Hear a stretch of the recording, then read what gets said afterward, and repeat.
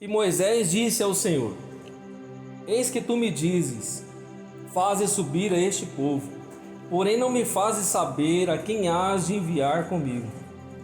E tu disseste: conheço-te por teu nome, também achaste graça aos meus olhos. Agora, pois, se tenho achado graça aos teus olhos, rogo-te que agora me faça saber o teu caminho, e conhecer-te-ei para que ache graça aos teus olhos. E atenta que esta nação é o teu povo. E disse, pois, irá a minha presença contigo para te fazer descansar. Então disse-lhe: se a tua presença não for conosco, não nos faça subir daqui. Como, pois, se saberá agora que tenho achado graça aos teus olhos, eu e o teu povo? Acaso não é por andares tu conosco, e separados seremos, eu e o teu povo, de todo o povo que há sobre a face da terra?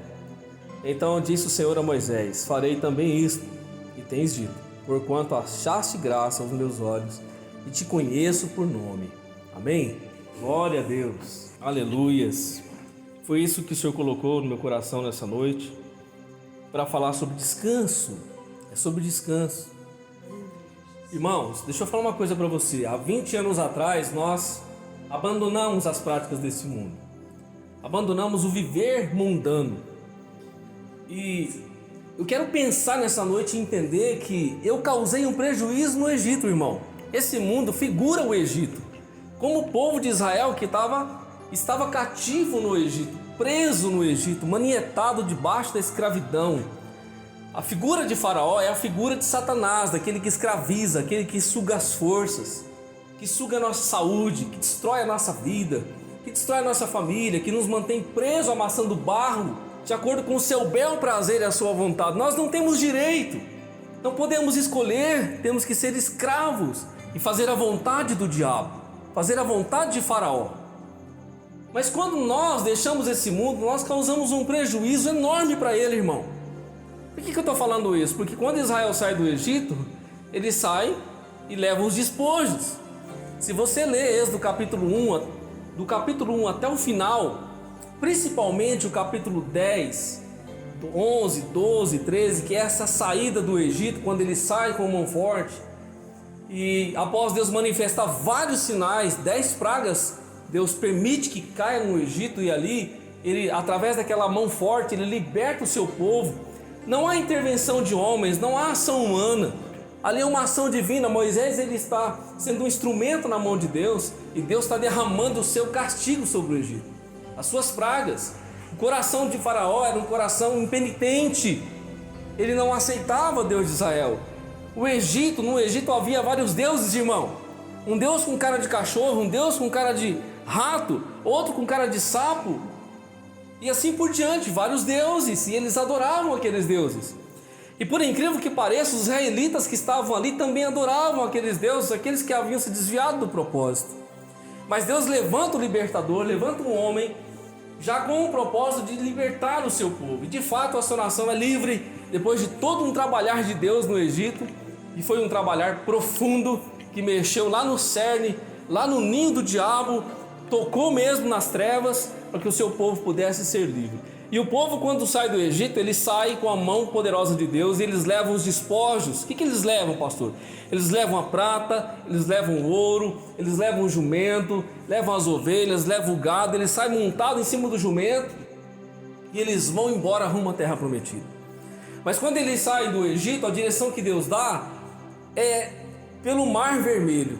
Então havia ali um momento em que eles se viam diante de duas colinas e um mar. E Faraó veio atrás persegui-los. Não contente com tudo aquilo que havia acontecido, ele chama o seu exército furioso e vem atrás de Israel. E ali Deus manifesta mais uma vez a sua glória, quando ele manda Moisés tocar nas águas e o mar se abre, e ali eles passam em seco, que a poeira levanta após a passagem do povo. Quando o povo passa o mar, as águas voltam e o exército de Faraó é engolido pelas águas do Mar Vermelho, e eles morrem ali afogados. O povo passa o Mar Vermelho, e essa é uma espécie de batismo já prefigurando a nossa vida. Saímos do Egito, passamos pelo batismo das águas e seguimos um caminho rumo à nova Canaã, a Canaã de Deus, o lugar do propósito de Deus. o lugar onde Deus vai manifestar a sua vontade. Irmão, no Egito Deus não manifesta a sua vontade, porque no Egito, quando estamos no Egito, nós não fazemos a vontade de Deus, nós contrariamos o propósito do Senhor. No Egito nós adoramos deuses, no Egito somos escravos, no Egito não olhamos para a palavra de Deus. Mas quando saímos nesse caminho de vitória, somos convidados a um descanso. E é justamente sobre esse descanso que o Senhor nos leva nessa noite a compreendermos este propósito. Eles saem, passam pelo Mar Vermelho, eles caminham em direção à Terra Prometida, mas eles vão passar por um deserto. Eles passam por um deserto. O deserto é inevitável na minha vida e na sua vida. Talvez você possa estar passando por um deserto nessa noite. O deserto é inevitável na vida do cristão, na vida do Filho de Deus, daquele que foi chamado. Não há vida cristã, não há comunhão com Deus sem deserto. Eles passam por um deserto, mas o deserto que era para ser curto, se tornou um deserto longo, por causa das suas decisões, por causa das suas escolhas, por causa das suas atitudes. Eles blasfemam contra Deus, eles afrontam a Deus no deserto, afrontam Moisés, e Deus, então, vem sobre eles com a sua mão pesada, porque no deserto Deus estava forjando o seu caráter. Irmão, quando aquele povo sai do Egito, eles não tinham lei, eles não tinham conhecimento de Deus. Deus os convida, em Êxodo capítulo 19, versículo 20, percebe logo após a saída do Egito, Deus os convida para um encontro, porque Deus queria revelar o que? O seu caráter, a sua glória. Quando Ele dá 10 mandamentos, Ele revela quem Ele é, o seu caráter. E tudo começa por aí. Mas o povo foge do encontro com Deus. Quando Deus vem com a glória dele para se revelar, para falar, eles têm medo e eles fogem e deixam Moisés no diálogo com Deus. E diz: Moisés, fala tu com Deus, depois você fala com a gente. Vai lá, conversa com Deus, vamos terceirizar esse diálogo. Nós temos medo de falar com Deus, conversa com Ele. Tudo que Ele falar para você, você fala para a gente. E assim eles seguiam esse caminho de deserto, irmão, se escondendo de Deus, com medo de Deus, não se permitindo ser transformado por Deus. Chega um dia, Moisés sobe no monte para receber as leis e os princípios de Deus, e Deus mostra a Moisés o tabernáculo pela primeira vez. Até então não havia o templo, não havia nada. Eles adoravam a Deus, eles buscavam e seguiam a nuvem que os conduzia para a terra prometida. De dia Deus se fazia como nuvem para guardá-los do sol e do calor escaldante, mas à noite aquela nuvem se tornava uma coluna de fogo. E a presença de Deus estava com ele sempre, sempre no deserto. Mas um dia Deus chama Moisés para um particular e mostra para ele numa visão gloriosa um tabernáculo. E dá as medidas e dá ali cada um dos utensílios que serão feitos naquele tabernáculo. E Deus, Ele inspira homens para fabricar ali através do ouro, da madeira. Dá ali àqueles homens dons específicos para construir aquelas peças de ouro e de madeira que ficariam no tabernáculo. Então Deus trabalha na vida daquele povo de maneira extraordinária. Moisés sobe no monte para buscar a lei de Deus, para buscar a revelação de Deus. O povo fica embaixo aguardando. Os dias passam, irmão. O povo não aguenta mais, não suporta esperar. E eles fabricam um bezerro de ouro. Eles pegam aquele ouro que eles trouxeram do Egito, eles pegam a prata, eles pegam aqueles penduricalhos, e eles mandam Arão, irmão de Moisés, derreter e fazer um bezerro de ouro, um burril. E eles começam a adorar aquele bezerro. Moisés está falando com Deus no monte, está buscando a vontade de Deus, e o povo está adorando lá embaixo um bezerro feito pelas mãos de homens. Eles coagiram Arão e o irmão de Moisés a fabricar aquele ídolo. E eles estavam se prostituindo, literalmente, a Bíblia diz, se prostituindo diante do ídolo, lançando a sua vida diante daquele ídolo, dizendo: foi esse Deus que nos tirou do Egito. Por que será, irmão? Porque eles vieram montados sobre um jumento? Porque eles vieram montados sobre um cavalo, sobre uma mula? E eles disseram: foi esse Deus que nos tirou do Egito, porque esse Moisés que nós estamos esperando não volta mais. Já se passou 40 dias e 40 noites. Moisés desce do monte, irmão, ele vê aquela cena estarrecedora, ele quebra as pedras, ele lança as pedras com muita ira. A lei de Deus é despedaçada, ele despedaça o bezerro de ouro. E ali vai acontecer algo muito interessante, porque nós lemos o capítulo 33, nós vamos perceber, irmão, que Deus não está muito contente com aquele povo. Deus não deixa de ser a provisão, de ser o cuidado, de ser aquele que abençoa, mas ele disse o seguinte: eu não vou mais com vocês, porque se eu for com vocês, eu vou exterminar todo mundo.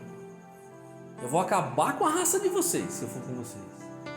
Mas você percebe Moisés, um homem de intimidade, ele roga pela presença de Deus. Preste atenção, nós estamos no deserto, estamos caminhando para o céu, para a terra prometida. A terra prometida para eles naquela época era uma terra mesmo, era uma terra física, conforme Deus os levou. A nossa terra prometida, irmão, não se trata de Três Lagoas, não se trata de Brasil, se trata de eternidade.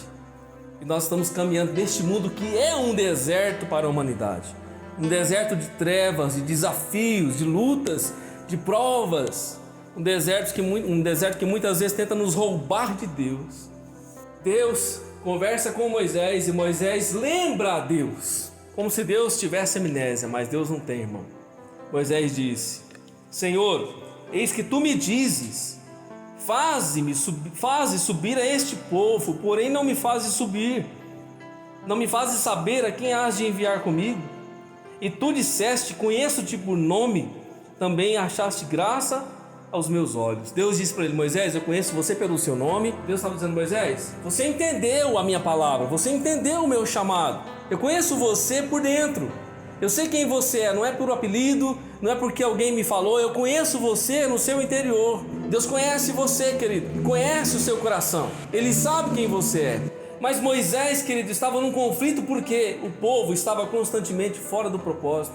O versículo 13 ele fala assim: agora pois se tem achado graça aos teus olhos, Senhor. Moisés estava lembrando: agora pois se tem achado graça aos teus olhos, rogue-te que agora me faça saber o teu caminho.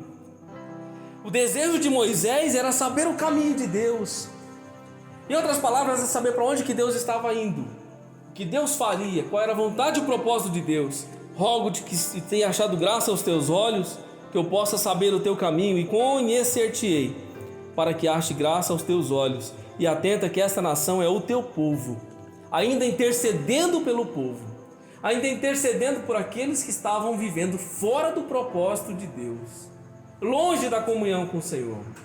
Agora o versículo 14 diz assim: disse pois, o Senhor disse pois, irá a minha presença contigo para te fazer descansar. Então disse: se a tua presença não for conosco, não nos faça subir daqui. O Senhor diz: irá a minha presença contigo para te fazer descansar. Irmão, nós estamos vivendo numa sociedade tão cansada, a sociedade do cansaço. Nós estamos vivendo um tempo do cansaço, o cansaço do corpo, o cansaço da alma. Moisés sabia que sem a presença de Deus ele não poderia continuar nem um passo. Irmão, sem a presença de Deus, eu e você estamos perdidos. Sem a presença de Deus em nossa vida, em nossa casa, nós estamos perdidos, porque esse mundo é um mundo de trevas. Esse mundo é um mundo perigoso, não é um playground, não é um parquinho, não é um lugar de brincar. Esse mundo é um mundo perigoso. Moisés disse: eu não posso caminhar um passo além, Senhor, se a tua presença não for comigo. Se a tua presença não for comigo, eu não posso ir. Por isso Deus disse: a minha presença irá contigo. Por quê? Porque se eu for com você, você de fato vai ter descanso. Você de fato vai descansar. E descansar aqui, esse verbo, ele fala de estar aliviado ou quieto. Ele fala de segurança. Ele fala de estar calmo, habitar pacificamente. Essa segurança que Moisés queria. Essa segurança que Moisés esperava de que Deus estava presente. De que Deus estava conduzindo-os ao seu propósito. O versículo 15 ele disse: então disse-lhe: se a tua presença não for conosco, não nos faça subir daqui. Se o Senhor não for com a gente, nada feito. Se o Senhor não for na frente, nada feito. Se a tua presença for conosco, tudo bem. Se a tua presença não for conosco, nada feito. Mas eu vou mandar um anjo com você. Eu vou mandar uma tropa de anjo com você. Se a tua presença não for, nada feito. Não subirei desse lugar se a tua presença não for conosco. Mas Deus disse: irá minha presença contigo para te fazer descansar. Agora eu quero que você abra a sua Bíblia no Salmo 23, porque essa é a palavra da nossa vida. Salmo 23, verso 1 em diante. Essa palavra retrata eu e você, querido, porque essa é uma oração, mas ela não é só uma oração. Esse é um desejo, um pedido e uma convicção que nós temos que ter, porque o nosso descanso depende dessa presença. O nosso descanso, a nossa paz depende dessa presença. Moisés pediu isso, colocou isso bem claro diante de Deus. Disse: eu não vou sair daqui, Senhor. Eu não vou seguir a jornada se o Senhor não for junto. Se o Senhor tirar a mão, se o Senhor deixar de ir, deixar de caminhar conosco, eu não vou subir.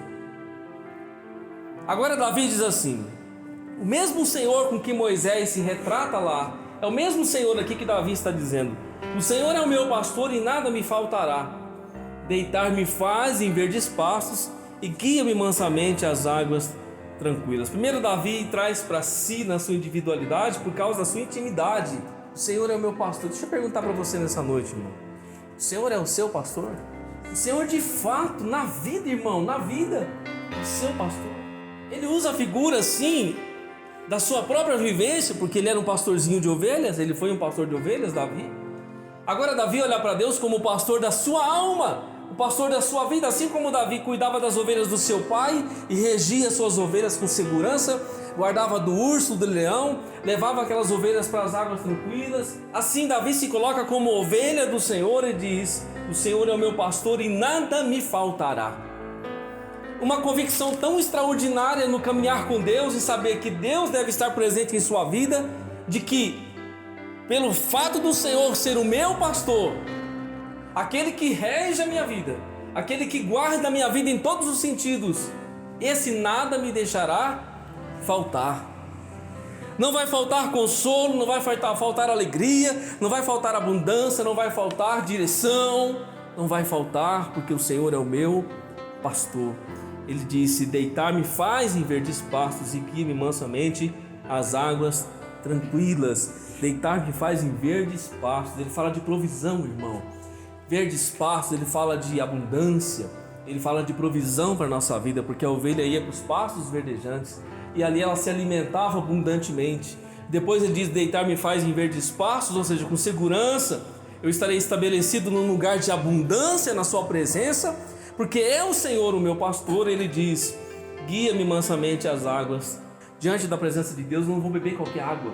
Diante da presença de Deus eu não ficarei com sede, mas eu serei saciado pela provisão, porque quem me leva às águas é Deus. Quem me leva às águas que vão saciar a sede da minha alma é o próprio Deus.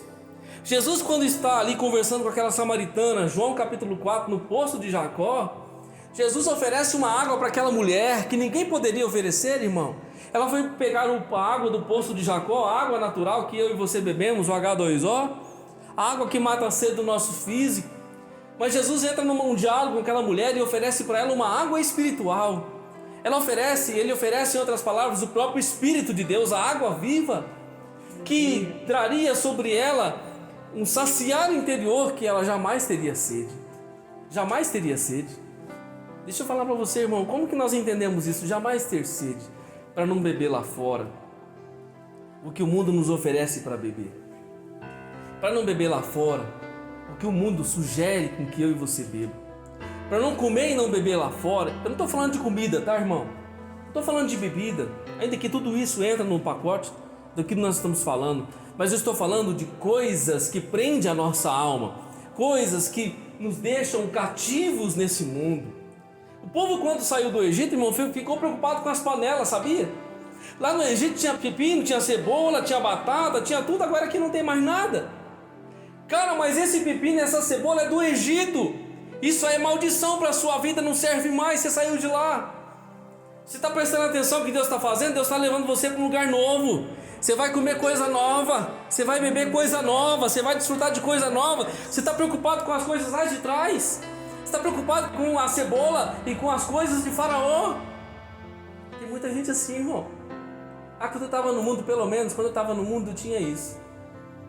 Quando eu estava lá no mundo, pelo menos eu bebia aquilo.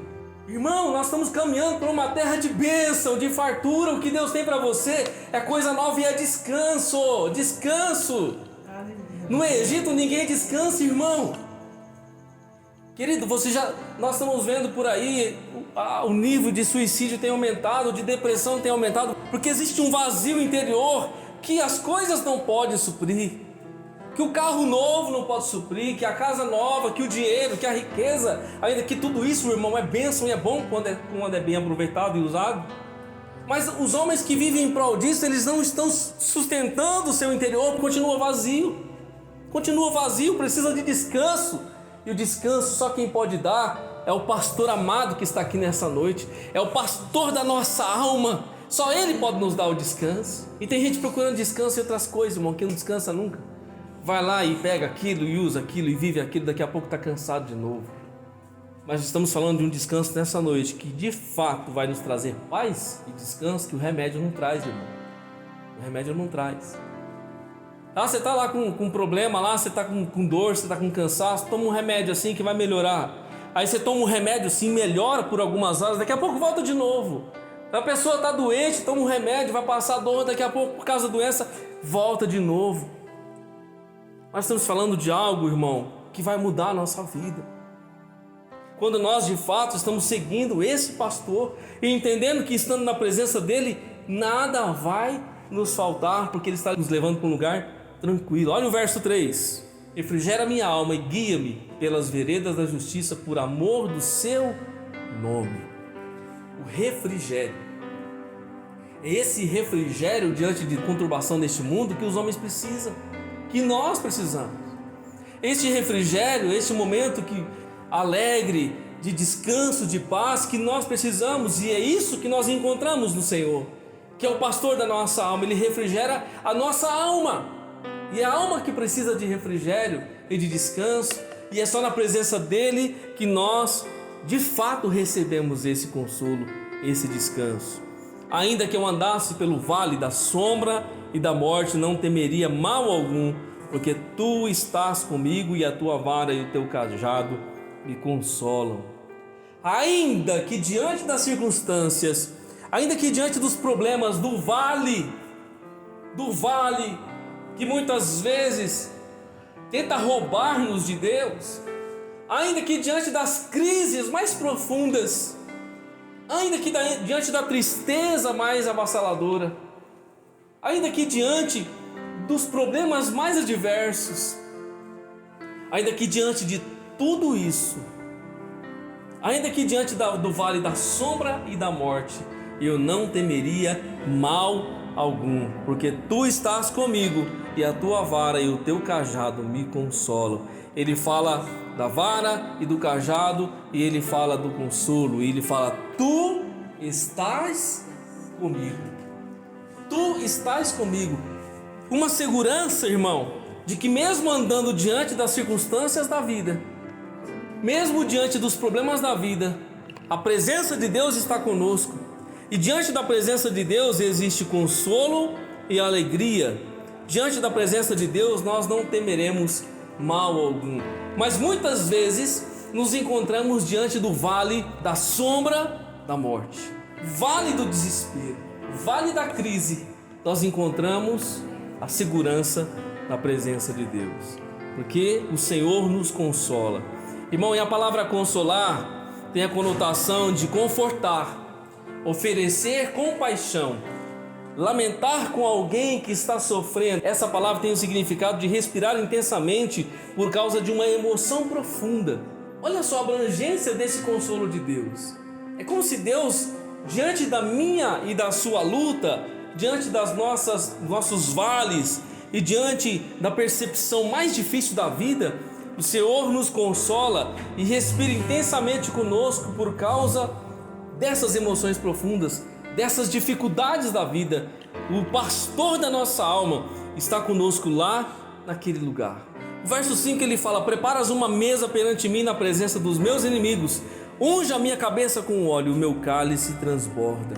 Ainda diante da adversidade da vida, do vale da sombra e da morte, dos problemas que nós enfrentamos, existem os inimigos, aqueles que se levantam, aqueles que tentam contra a vida do Filho de Deus. Ele diz: preparas uma mesa perante mim na presença dos meus inimigos e unge a minha cabeça.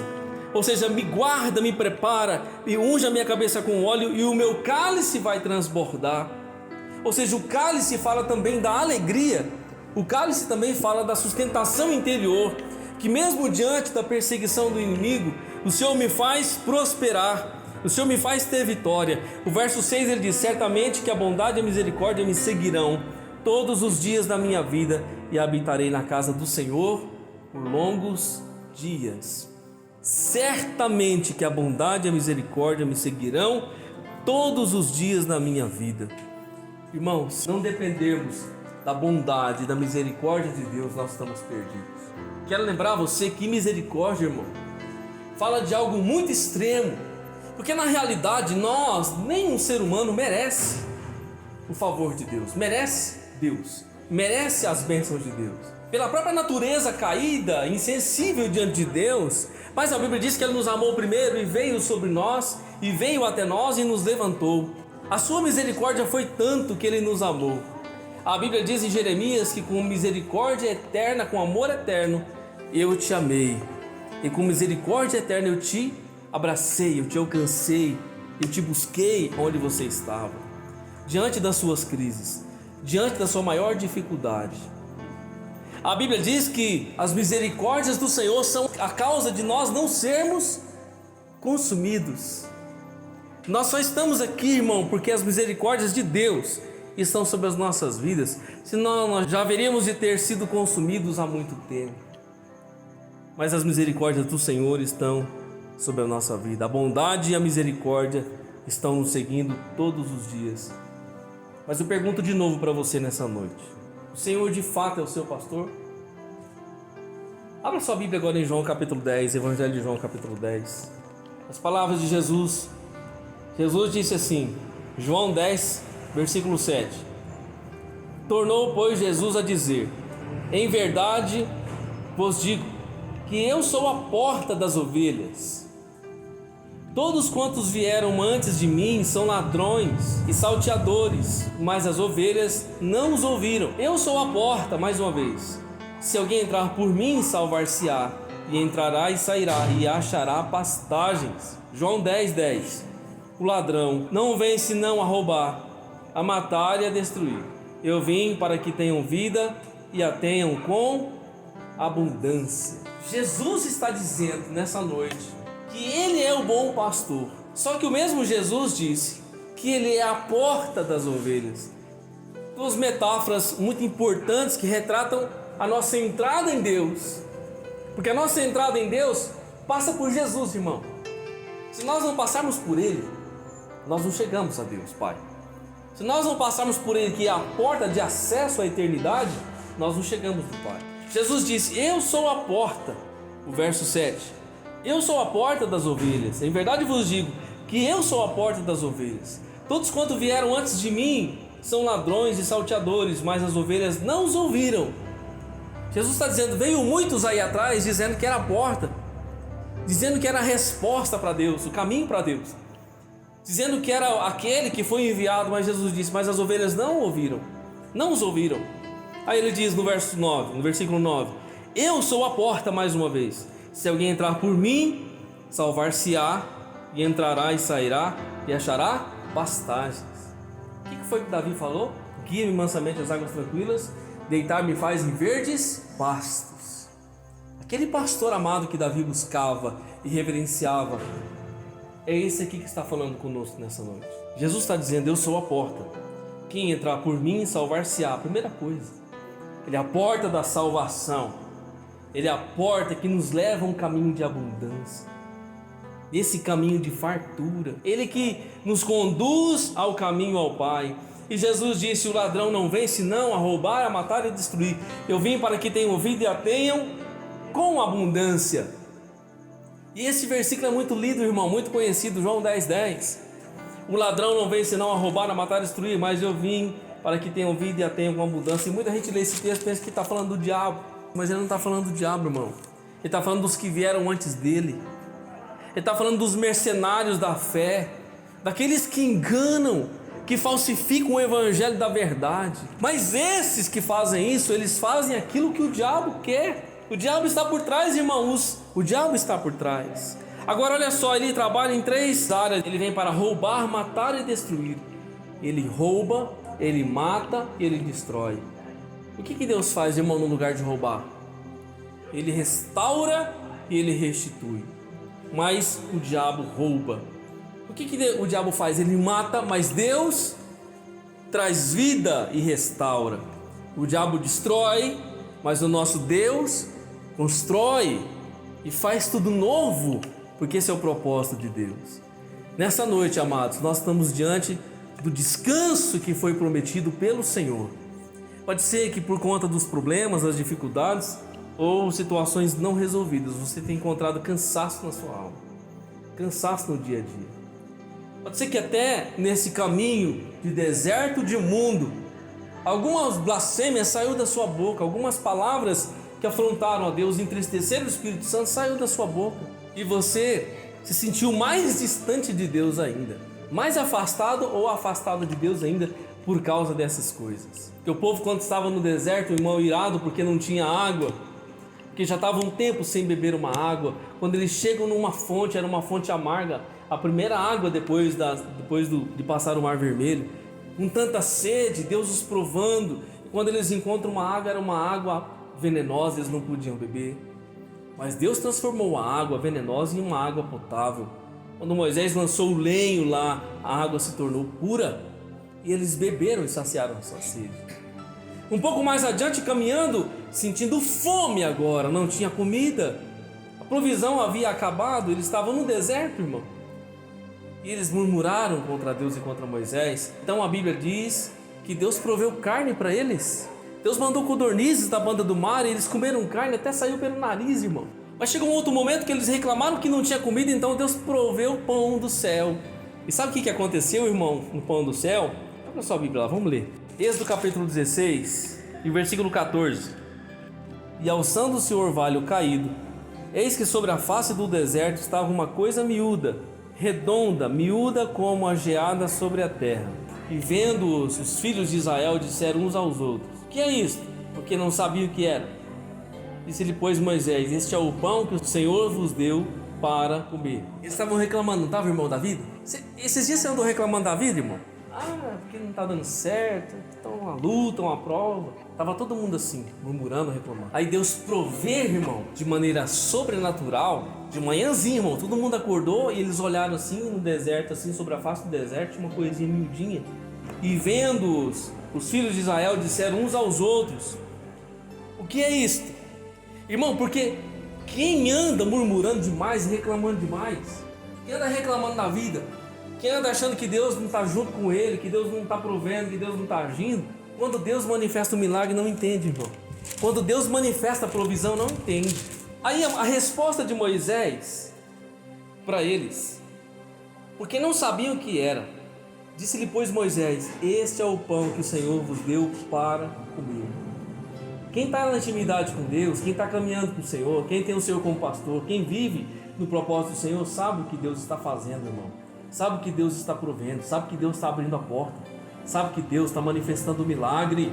Mas quem está na reclamação, irmão, na murmuração, não está entendendo. Cara, a provisão já chegou para você, mas você não está sabendo, você não está entendendo. O que é isso aí? É o seu milagre, é a sua bênção. O que é isso aí? Esse é o pão que Deus mandou. Essa é a bênção que Deus enviou. Mas eles estavam tão tenebrecidos no seu entendimento que eles nem prestaram atenção de que aquela era a provisão de Deus. Deus entregou a bênção, eles não estavam entendendo o que era. Um perguntou para o outro assim: o que é isso aí? Que negócio doido é esse? Que coisa estranha é essa daí? Moisés apareceu no cenário. Vocês não estão entendendo não que isso aí é o pão que Deus enviou? Você não está entendendo que essa é a bênção que Deus mandou? Você não está entendendo que essa é a resposta de Deus para a sua vida? Você não está entendendo que isso é provisão de Deus? Irmão, tire a sua perspectiva da reclamação, da contenda, do problema, da dúvida. Tire. Eu creio, irmão, no nome de Jesus, que nenhuma palavra de Deus ela vem por acaso. Eu creio que você vai encontrar maná no amanhecer dos seus dias. Por esses dias aí você vai encontrar maná vindo do céu para a sua vida. Amém? Você vai acordar de manhã, mas preste atenção. Você vai abrir os seus olhos, você vai entender que é provisão de Deus. Você não vai ficar questionando o que é isso, por que está acontecendo isso. Você vai entender que é Deus que está fazendo. você vai entender que isso que está acontecendo está vindo das mãos do Senhor. Não tem ação humana, não tem ação de homem, não tem nada. É uma coisa que Deus está provendo para você. É uma porta que Deus está abrindo para você. É uma ação diretamente do céu. Não tem coisas de homem aí nesse negócio. Isso aí é Deus que está fazendo para você. Eu estou falando isso profeticamente. O Espírito Santo está me movendo a dizer para você, irmão, que por esses dias vai chover maná sobre a sua vida. Vai chover maná sobre a sua casa, a sua terra. Não me pergunte que maná que é, se é uma cura, se é uma provisão financeira, se é uma porta, mas o Senhor fará chover sobre a sua terra. E quando você perceber, irmão, não pergunte o que é isso, pelo amor de Deus. Entenda que essa é a provisão de Deus para a sua vida. Amém? Você não entendeu ainda?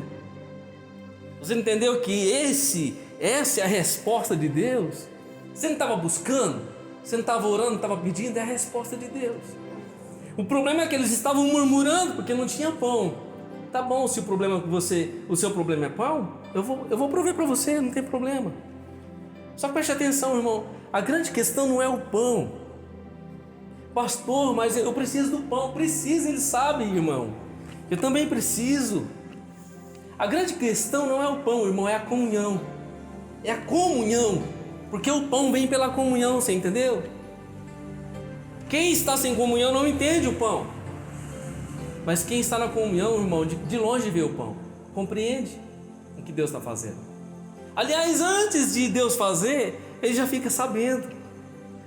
Você acha que Moisés não sabia o que Deus ia fazer antes? Vamos ler, está na Bíblia aqui. Êxodo capítulo 33. Êxodo 33 nós não lemos ainda, vamos chegar lá. Ele está falando de descanso, não é? Descanso para a nossa vida. Êxodo 33, versículo 18, olha aí.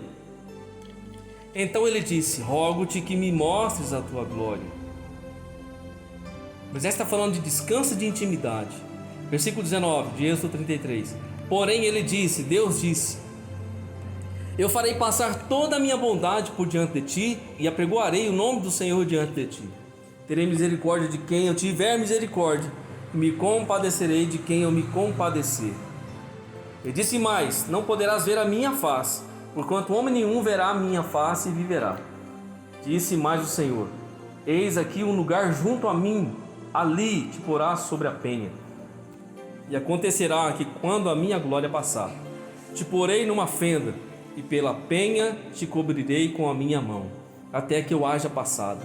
E havendo eu tirado a minha mão, me verás pelas costas, mas a minha face não se verá. Moisés, está bom, Senhor, o Senhor vai com a gente, né? Glória a Deus, Deus. O Senhor vai junto, não é? Porque é o seguinte, se o Senhor não for, eu sento aqui e não saio daqui. Já que o Senhor tem um propósito na minha vida, o Senhor vai ter que ir comigo. Então Deus foi, irmão. Aí Moisés, porque é assim, já viu aquele ditado, irmão, da mão que é o pé? Moisés era esse aí, irmão. Ele não se contentava só com as mãos, ele queria ver a face. Tem gente, irmão, que se contenta com as mãos. Ah, tá bom, Deus já me abençoou, já entregou a minha vitória, eu já estou feliz. Já é uma bênção, Deus já fez, glória a Deus, aleluia, vai lá, uma bênção. Moisés falou assim: eu quero descanso, eu quero a bênção, mas acima de tudo eu quero te ver. Acima de tudo eu quero te conhecer, eu quero ver a tua face. Não há possibilidade de você ver a minha face. Se você ver, você morre. Nenhum ser humano pode ver a minha face. Mas é tão interessante que no versículo 18 ele disse assim: porém ele disse: eu farei passar toda a minha bondade por diante de ti e apregoarei o nome do Senhor diante de ti. Terei misericórdia de quem eu tiver misericórdia e me compadecerei de quem eu me compadecer. Moisés estava intercedendo pelo povo, não estava? Dizendo: eu e este teu povo. Deus está falando assim: ó, é o seguinte, eu, o Senhor, soberano, eu tenho misericórdia de quem eu quero, me compadeço de quem eu quero, ou não. Ele disse: terei misericórdia de quem eu tiver misericórdia, me compadecerei de quem eu me compadecer. Você está orando, intercedendo pelo povo, eu até entendo, eu até aceito a sua intercessão, mas eu vou ter misericórdia de quem eu quiser. Eu vou manifestar a minha bondade, vou me compadecer de quem eu quiser. Irmão, tem muita gente murmurando, reclamando contra Deus, mas tem muita gente adorando e servindo. E aí Deus está retratando o seu coração, Ele está dizendo: eu faço se eu quiser, eu abençoo quem eu quero. Por mais que você ore e você peça, né? O pastor está orando, o meu pai está orando, o meu tio está orando, o meu avô está orando, Minha avó está orando. Mas o Senhor está dizendo aqui: terei misericórdia e me compadecerei de quem eu quiser. Às vezes muitos se apoiam na intercessão do outro. Meu pai está orando por mim, tá uma benção. Eu estou tranquilo, estou guardado por Deus. Aqui, Moisés, irmão, homem de intimidade, buscando o Senhor. Deus está falando: Moisés, eu escuto a intercessão sim, mas olha, deixa eu falar uma coisa para você. Acima de tudo e de todos, eu tenho misericórdia de quem eu quero. Eu me compadeço de quem eu quero. Se eu não quiser me compadecer também, e aí? E Deus fala para ele: eu vou passar, eu vou demonstrar sobre você, sobre a sua vida, a minha bondade, e vou apregoar o nome do Senhor. O verso 21 ele diz: disse mais o Senhor: eis aqui um lugar junto a mim, e ali te porá sobre a penha, e te cobrirei com a minha mão até que eu haja passado. E havendo eu tirado a minha mão, me verás pelas costas, mas a minha face não se verá. Eu disse: Moisés, eu vou colocar você sobre a penha, sobre a rocha, e aí pela fenda da penha, pela brecha da penha da rocha, você vai ver eu passando. Só que eu vou colocar a minha mão. Você vai ver, mas é muito limitado o que você vai ver, porque você não pode ver como seria real você ver. E aí eu vou passar, e havendo eu tirado a minha mão, me verás pelas costas, e a minha face não se verá. A minha bondade vai passar sobre a sua vida. O meu nome, que é sobre todo nome, vai passar sobre a sua vida, e você vai ser abençoado. Só que, irmão, Deus disse: Moisés, eu vou te colocar sobre a rocha. Você não vai ficar sobre um vale, você não vai ficar em uma planície. Eu vou te colocar sobre a rocha, e você só vai ver as minhas costas, e só vai presenciar a minha bondade do meu nome sobre a rocha. E quem é a rocha? Quem é a rocha? Cristo é a rocha. Deus já estava falando, irmão. Isso já é uma figura para o que aconteceria no futuro. Deus estava falando: você só pode ter uma comunhão comigo, um relacionamento comigo, entender o meu caminho, o meu propósito, se você estiver com o meu filho. Se você estiver com Cristo, sobre a direção de Jesus, a vontade de Jesus, o propósito que Ele te dá. Ele é a porta, Ele é o pastor da nossa alma. Você percebe, irmão, que essa palavra ela vai, ela volta, vai lá atrás, vai na frente, vem no meio, ela volta. Está tudo interligado. Deus está dizendo que Ele é o nosso pastor, e Ele mesmo mostra o caminho que eu e você temos que seguir. De fato, que Ele, diferente do ladrão que mata, rouba e destrói, Ele é aquele que nessa noite, irmão, Ele traz vida, Ele restaura, renova, e Ele traz abundância sobre a nossa casa, traz abundância sobre o nosso coração e a nossa alma, no nome do Senhor Jesus. Eu creio que Ele há descanso e provisão para a nossa vida. Talvez você entrou aqui nessa noite questionando algumas coisas em oração diante de Deus, e o Senhor está respondendo para você nessa noite.